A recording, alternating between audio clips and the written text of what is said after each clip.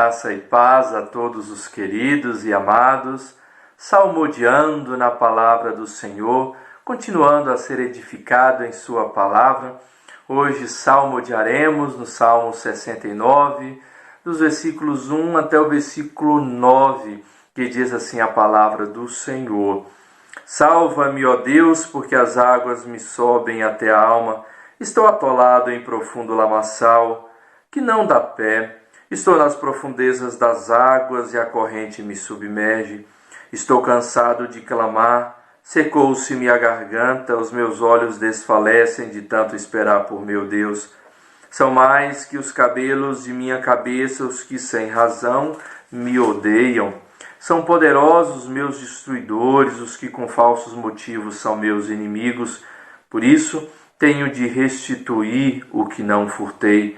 Tu, ó Deus, bem conheces a minha estultícia, as minhas culpas não te são ocultas. Não sejam envergonhados por minha causa os que esperam em ti, ó Senhor, Deus dos exércitos, nem por minha causa sofram vexame os que te buscam, ó Deus de Israel. Pois tenho suportado afrontas por amor de ti, e o rosto se me encobre de vexame. Tornei-me estranho a meus irmãos e desconhecido aos filhos de minha mãe. Pois o zelo da tua casa me consumiu, e as injúrias dos que te ultrajam caem sobre mim. O título do Salmo 69 é o Lamento do Messias. O salmista Davi aqui, ele se coloca diante de Deus, clamando ao Senhor, pela sua misericórdia inclusive. O salmista ele se coloca diante de Deus como estando numa condição de terrível angústia, de terrível lamento de fato, principalmente por circunstâncias em que muitos se levantavam contra ele, e como ele próprio diz, sem motivo algum, mas se levantavam contra ele, se colocavam contra ele, e assim o perseguia. Mesmo diante dessa perseguição por muitos sem motivo algum, Davi também entendia e compreendia que havia dificuldades em sua vida. Davi entendia e compreendia claramente em que ele era falho, em que ele pecava, em que ele errava. Então o salmista ele clama para Deus, para que Deus o livrasse, porque diz ele que as águas, elas subiam até a sua alma, ou seja, estava sufocando-se, a sua alma estava sufocando, aquela situação o sufocava como um afogamento numa água, atolado num profundo lamaçal que não dava pé, profundezas das águas e a corrente me submerge. E ele diz que, Senhor, eu estou cansado de clamar. Ele diz que a sua garganta secou. Ele diz que os seus olhos se desfaleciam de tanto chorar, aguardando o livramento do Senhor. Mas o livramento do Senhor não chegava como ele clamava, não chegava como ele queria.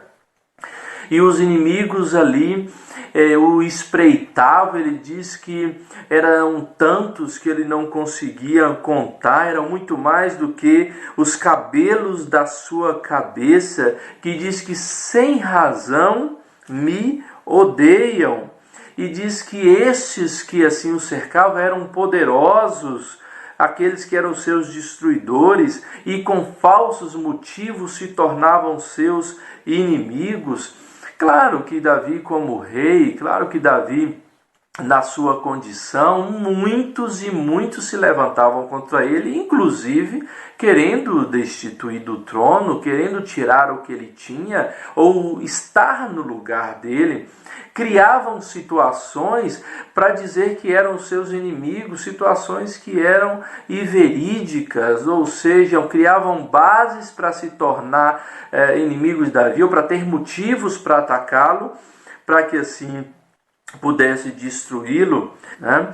E então é um ponto extremamente importante que Davi coloca aqui, que a partir do versículo 5, ele diz: Tu, ó Deus, conheces a minha estultice, Tu, ó Deus, conheces as minhas culpas, Tu, ó Deus, conheces os meus pecados, e eles não são ocultos para o Senhor. Infelizmente, muitos não são ocultos nem para as pessoas. E ele vai clamar ao Senhor esse clamor de extrema importância de que não sejam envergonhados por minha causa os que esperam em Ti.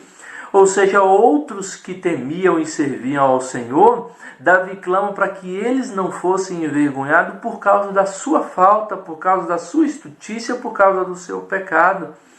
E quantas vezes, meus queridos e amados irmãos, outros servos do Senhor são envergonhados por causa da nossa atitude.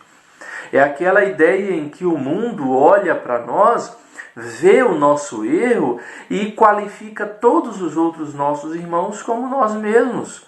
Ou seja, vê o nosso pecado e diz: viver desta forma eu não vou querer viver, mas inclui os outros irmãos que vivem fielmente e que não devem ser envergonhados por causa da nossa falta, por causa da nossa fraqueza, por causa do nosso erro.